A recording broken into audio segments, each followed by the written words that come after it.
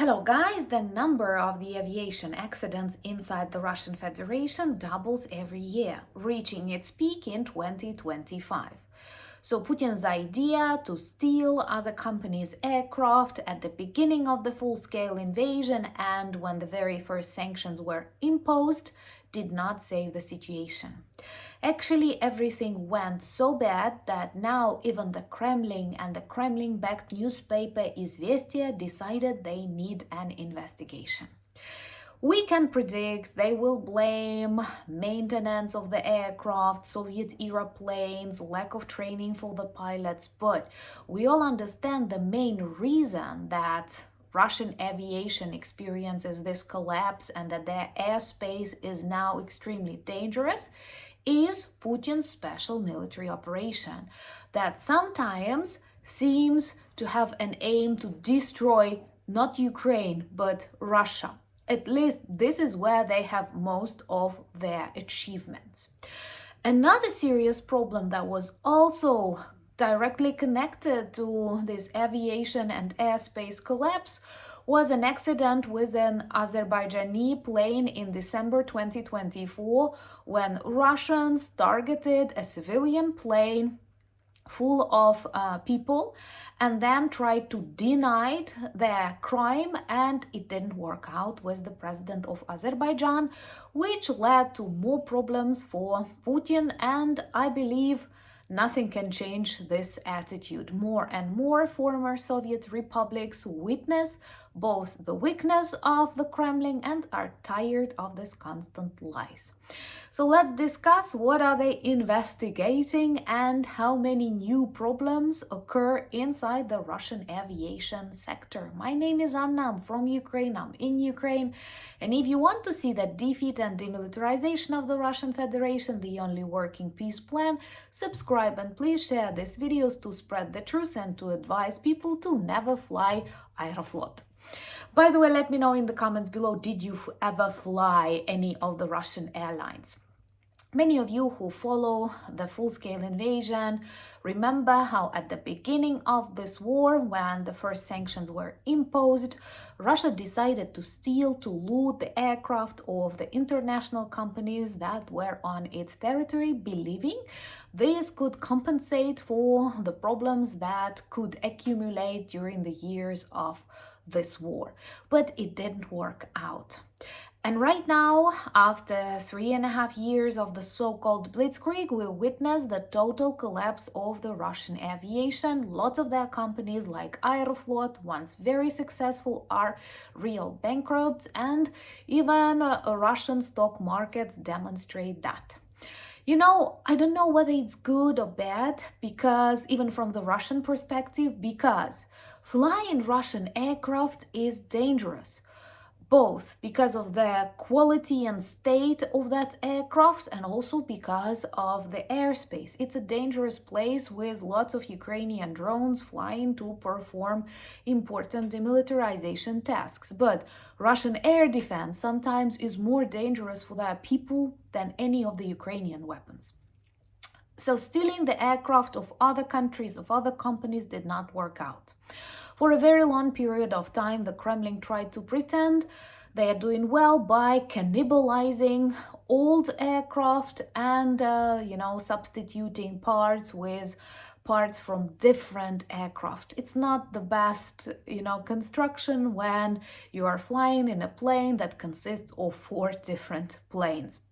Maintenance is a serious problem, and this is where the sanctions work extremely effectively. And by the way, rumors state that at the very beginning of the negotiations between Putin and Trump, Aeroflot, the support to the Russian aviation sector, was #1 Putin's demand. Perhaps he overplayed himself, wanted too much, and failed as always, but that was definitely an extremely important aspect that the Russian representatives tried to achieve. There is also a problem with this Belavia. The sanctions were lifted from Belarus company that hypothetically can help Russians get their parts, but it happened a month ago and nothing changed for the Russian aviation system. So maybe there are some restriction mechanism and it did not work out for the Kremlin at all. But right now, Rostransnadzor decided they want to investigate what's happening because, for example, in 2023, they had like 17 accidents, and in 2025, they have 3 times more with lots of people victims of such accidents. So these are not something minor. These are serious problems with civilian aircraft. We're not talking about the military. And the reasons are, as they say, this like problems with aviation safety laws that they are not followed. In reality, it's totally different. And to know the truth about Russian war in Ukraine, about the state of the Russian economy, and when will this Frankenstein-style empire collapse, subscribe and share these videos to demonstrate your solidarity with Ukraine and join our community. Please comment, share, like these videos. Everything works perfectly to support and spread the truth. So according to this official reports mentioned by Izvestia, and those of you who followed the news from the Russian Federation, from the Soviet Union, know that Izvestia is a big deal inside Russia. So they report a systemic violation of aviation safety laws, but this leads to the problems they enumerate. Aging Soviet-era aircraft. Why? Such a strong country, as Putin keeps describing them, still uses Soviet-era aircraft. Second, problems with, that maintenance. Pretty obvious because the Blitzkrieg failed, the sanctions are capped, and Russia has nowhere to get the parts needed, even for the stolen aircraft, which is, by the way, another economic crime against the countries. And it returns me back to the frozen Russian assets in the European Union, in the United States. Why do the governments protect them so much? I know they don't want dangerous precedents for other countries to demotivate them from using banks of your countries, but we already have an example from the Russian side when they stole your aircraft that cost billions of dollars. So it doesn't seem very just and very logical. So poor aircraft maintenance, and a very interesting aspect that they have problems with pilot training, inadequate pilot training.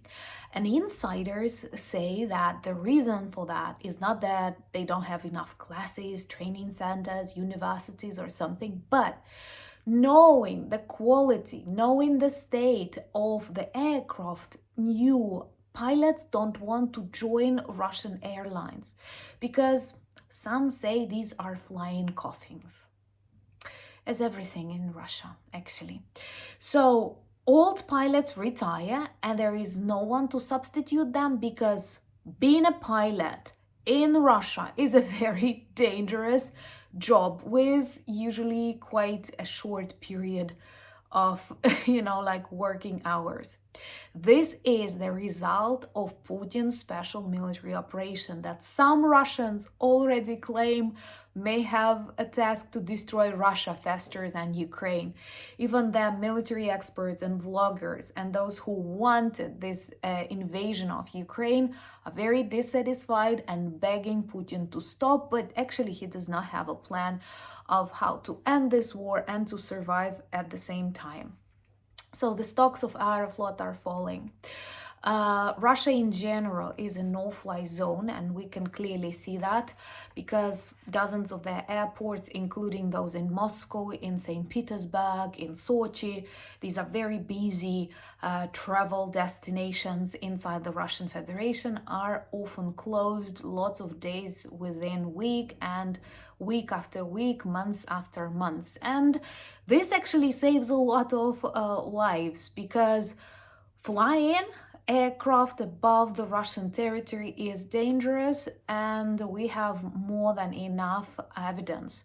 In December 2024, unprofessional work of the Russian air defense targeted Azerbaijani plane, which led to the deaths of people and some very wrong behavior, because the plane did not crash. It could land sooner, but they did not want to let it happen.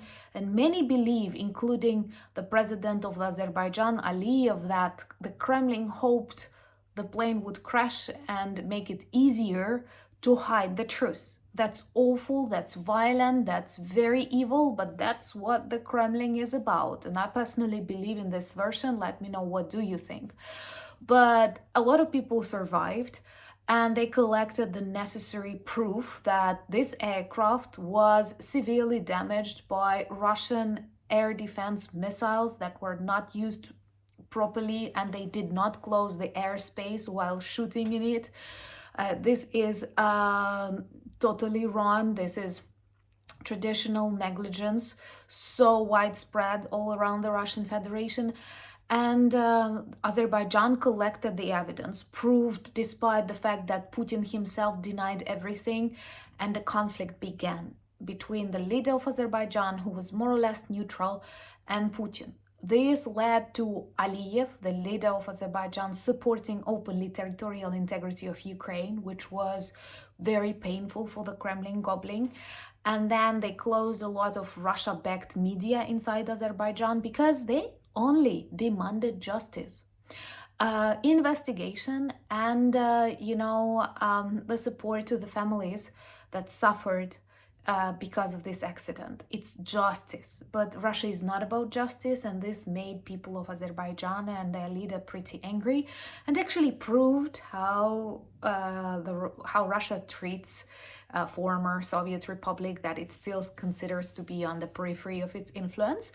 And Putin started targeting Azerbaijan businesses in Ukraine, for example, gas station Sokar, which also demonstrated his attitude. And please remember that war against your countries does not have to be classical Second World War style. It doesn't have to be even on your territories. It may be this very evil influence on your businesses, hybrid warfare, informational warfare. That's what they already do.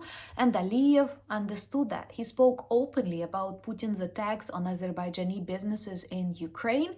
And some say they even want to supply Ukraine with more aircraft to protect our territory and to get the Azerbaijan business. And recently they met, and they looked very interesting, because Putin almost begged Aliyev to forgive, and finally, after almost a year since the accident, said that Russia is prepared to return some money and to demonstrate the results of the investigation. But it is already too late. Plus, it's also the illustration of the weakness of the Kremlin, that loses its geopolitical influence and now tries to, somehow reconstruct their relations that are lost forever, same as Russian Aeroflot, airspace, oil refining industry, arsenals, economy, ruble, banking system, and I believe sometime really soon we will witness the collapse of the Kremlin. Subscribe to see that together,